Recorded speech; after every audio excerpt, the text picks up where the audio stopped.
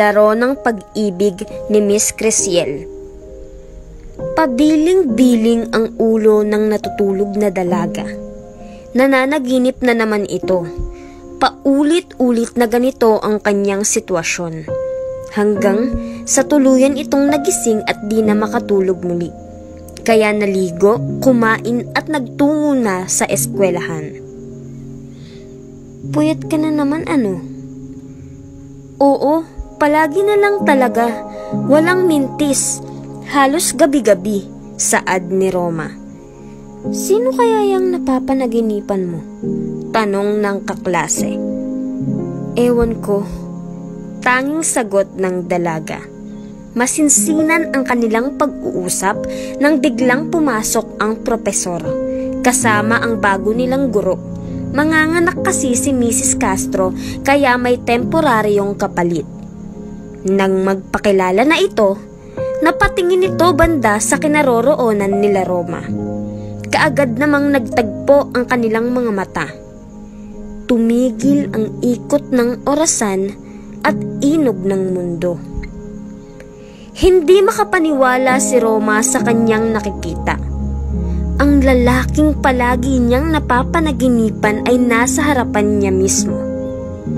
Kinakabahan si Roma at napunta sa ibang dimensyon ang isip niya. Bumalik lang sa realidad nang tumikhim ang bagong propesor.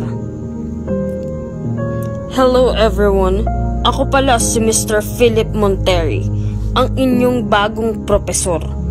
Sana magustuhan nyo ang aking pagtuturo. Mahabang saad nito. Hello Mr. Monteri, magkakasabay na bati ng mga estudyante. Nasa ika-4 na baitang ng kolehiyo nagtuturo si Philip. Isa itong doktor at naisipang magturo sa Universidad ng La Union.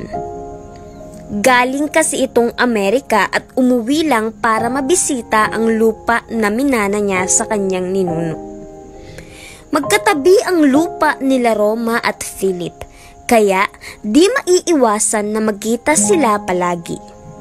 Naguguluhan si Roma sa nararamdaman niya ngayon.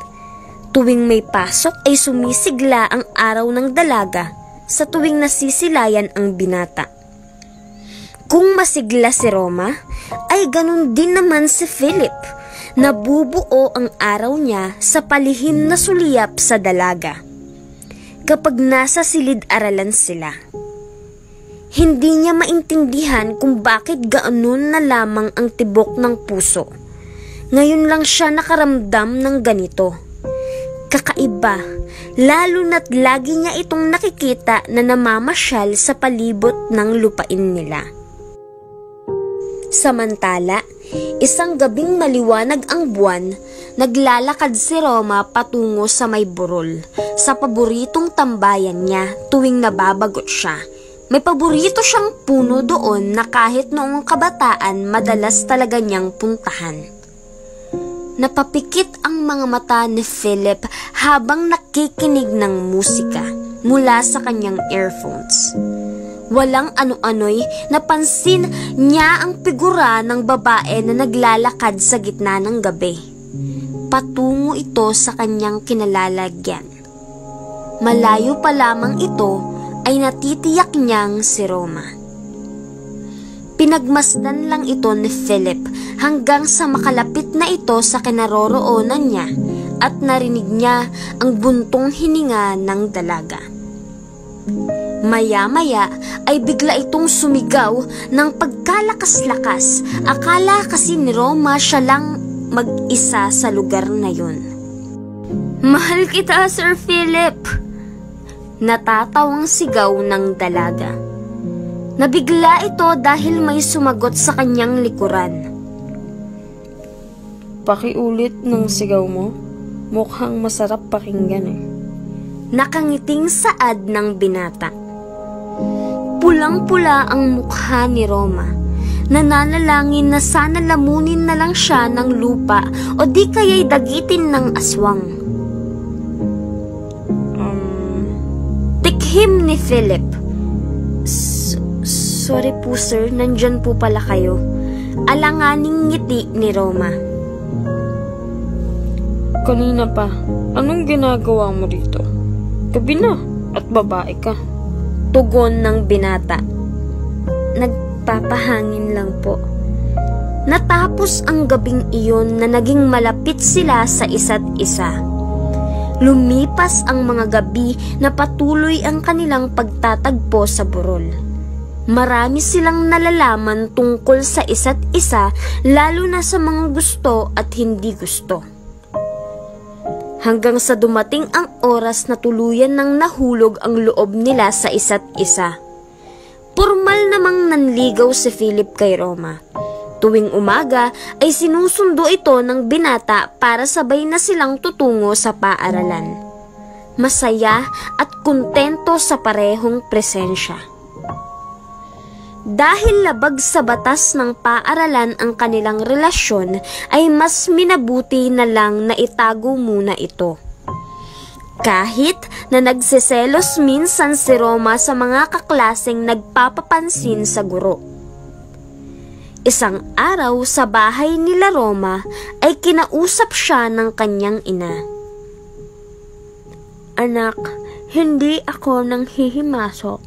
Pero pinapaalala ko lang sa'yo na unahin mo ang pag-aaral mo. Saad ni Aling Rhea. Nay, wag po kayong mag-alala. Hinding-hindi po ako papatalo sa laro ng pag-ibig. Tugon ng dalaga. Palagi ko yung naririnig, anak, sa mga batang ina ngayon. Himutok ng ina. Lumapit si Roma sa ina at hinawakan ang mga kamay. Nay, pangako ko po sa inyo, magtatapos po ako. Wika ni Roma. Dumating ang pinakahihintay ni Roma. Pinatunayan niya sa kanyang mga magulang na hindi hadlang ang kanilang pag-iibigan ni Philip sa kanyang pag-aaral. Nagtapos ito bilang magna cum laude, isang parangal na walang katulad. Sa mga kapwa ko mag-aaral na ngayon ay nagtapos na, sa mga nag-aaral pa ngunit umiibig na, ito lang ang aking maipapayo. Matuto kayong laruin ang laro ng pag-ibig. Bago pumasok, tiyakin na ikaw ang mananalo sa sirkulo ng laro.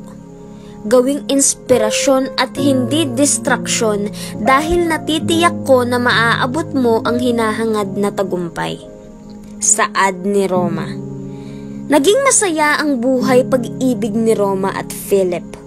Sa kabila ng kasiyahan ay patuloy pa rin ang panaginip ni Roma. Alam ng dalaga na may ibig sabihin ang mga panaginip. Maya-maya pa ay dumating si Philip. May dala itong parang diary kasabay ng mga lumang litrato. Tumabi ng upo sa kasintahan at ipinakita ang mga dala. Naikwento mo sa akin na lagi kang nananaginip tungkol sa akin. Tanong ng binata. Bakit? Tanong ni Roma. Basahin mo ang diary ng lolo ko. Ani Philip. Binasa naman ni Roma ang diary. Nalaman niya kung bakit palagi siyang nananaginip tungkol kay Philip. Ngayon, naging malinaw na dating magkasintahan pala ang kanilang lolo at lola. Pinaglayo ng tadhana pero nangako na muling babalik at itutuloy ang naudlot na pagmamahalan. Nasa paboritong puno ni Roma ang patunay. Nakaukit pa doon ang pangalan ng magkasintahan.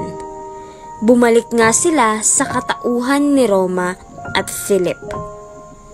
Magmula nang malaman ang dahilan ng panaginip, mas sumidihi pa ang pag-iibigan ng dalawa. Muling umukit ng pangalan si Philip at Roma katabi ng pangalan ng dalawang matanda. Kasabay ng pangakong hawak kamay, natatahakin ang daan patungo sa bagong kabanata. Walang bibitaw sa kanilang dalawa. Wakas.